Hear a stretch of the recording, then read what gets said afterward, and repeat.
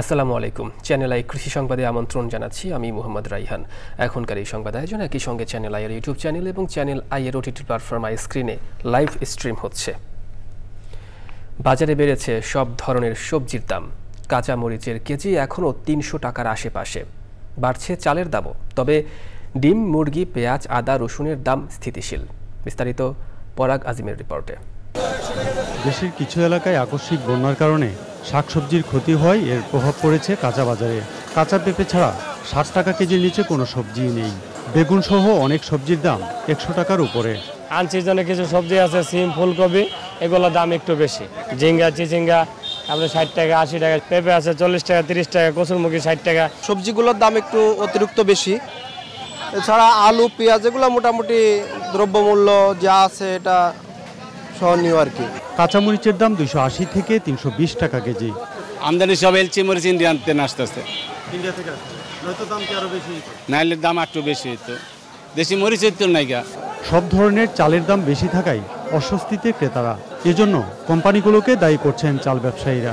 মিনিকেট আপনার আমরা ৭২ টাকা থেকে ৮৫ পর্যন্ত আছে, তারপরে নাজির শাইল ৭৮ থেকে ৯৫ পর্যন্ত আছে আমাদের কাছে। ২৮, ২৯, পাইজাম তিনটার একই দাম ৬০ টাকা করে আমরা খুচরা বিক্রি করতেছি। এখন আপনি কোম্পানি ভ্যানগুলো বন্ধ করে দেন, কেজিতে ১০ টাকা কমে যাবে। এবার ৬-৭ টাকা ডিফারেন্স হয়ে ওই দামে রয়ে গেছে। দাম আর কমতেছে না, বরঞ্চ দাম আগেছে আরও ৮ আনা ১ টাকা করে ডেলি মানে বাড়তির দিকে, কমতি না। ধরেন বাধ্য হয়ে কিনতে হচ্ছে, খাইতে হচ্ছে, কিনতেই হবে। এটা এখন গভর্নমেন্ট যদি এটা টেক কেয়ার না করে, ধরেন মনিটরিং না করে, গভর্নমেন্ট যদি এটার উপরে বেশি নজর না দেয় জিনিসপত্রের দাম। তবে ডিম, ডাল, পেঁয়াজ, রসুন, আদার দাম অনেকটাই স্থিতিশীল।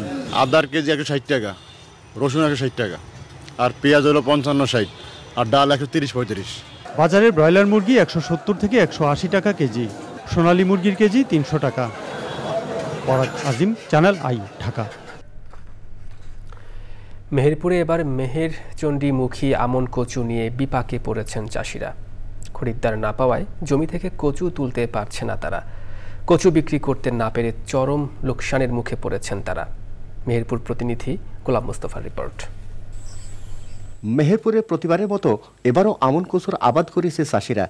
আবহাওয়া ভালো থাকায় কচুর ফলন ভালো হচ্ছে, তবে কচুর বাজার দর নিম্নমুখী। প্রতি বিঘা জমিতে এবার কচু চাষে খরচ হয়েছে প্রায় ৪০,০০০ টাকা। মাঠে এখন কচু আছে, কচুর অবস্থাও খারাপ, কোনো পাটি পাচ্ছেন যে কচু বেচবো, তাহলে কৃষক বাঁচবে কিভাবে? এটা জমি লিজ খরচ দিয়ে মনীষের যে দাম, জিনিসপত্র অন্য কিছু কিনতে পারছি না, অথচ চাষির কোনো জিনিসের মূল্য নেই। ভালো হয়েছে ফলন, বিঘাতে ১০০ থেকে ১২০ মণ পর্যন্ত হচ্ছে, কিন্তু কচুর দাম না থাকায় আমরা দিশাহারা হয়ে গেছি।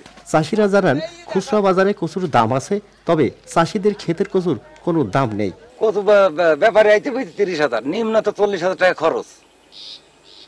কচু আমার ১২০ মণ করে বিঘি যাবে, ব্যাপারে বুঝতে দাম নেই তো কি করব? কচুর কোনো দাম নেই, বহু টাকা খরচ, কিছু নাহলে বিঘিতে ৪০-৪৫,০০০ টাকা খরচ। গত বছর ১.৫ লাখ টাকা বিঘি গিয়েছে, আর এবার মানে ৩০,০০০ খদ্দেরই পাচ্ছেন। আলুর দাম কমে যাওয়ায় কচুর দাম কমে গেছে বলছে কৃষি বিভাগ। গতবারে আমার কৃষকরা বেশ লাভ করেছে, এবার বিশেষ করে আলুর উপর নির্ভর করে সবজির দাম হয়, সেই ক্ষেত্রে আলুর দাম কম থাকাতে কচুর দামও কম আছে। আমার বিশ্বাসে আর কিছুদিন গেলে পারে হয়তো আলুর দামের সাথে সাথে কচুর দাম উঠবে। কৃষি বিভাগের তথ্য মতে জেলায় এবার প্রায় ২০০০ হেক্টর জমিতে কচুর চাষ হয়েছে।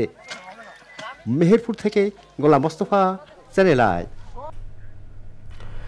সুরমি ভিত্তিক পণ্য উদ্ভাবনের সম্ভাবনা তুলে ধরতে চট্টগ্রাম ভেটেরিনারি বিশ্ববিদ্যালয়ে জাতীয় কর্মশালা ও খাদ্য মেলা হয়েছে। এতে প্রধান অতিথি ছিলেন বিশ্ববিদ্যালয়ের উপাচার্য অধ্যাপক ডক্টর মোহাম্মদ লুৎফুর রহমান। মাছের কিমা থেকে সুরমি পণ্য তৈরি করে প্রোটিনের চাহিদা অনেকাংশে পূরণ করা সম্ভব বলে জানিয়েছেন গবেষকেরা। চট্টগ্রাম ভেটেরিনারি ও অ্যানিম্যাল সায়েন্স বিশ্ববিদ্যালয়ে মৎস্য অধিদপ্তরের সহায়তায় অনুষ্ঠিত একটি গবেষণা প্রকল্পের সমাপনী অনুষ্ঠানে গবেষকরা এই তথ্য জানান। আয়োজনে প্রধান গবেষক অধ্যাপক ডক্টর মোহাম্মদ কামাল গবেষণা কার্যক্রম তুলে ধরেন।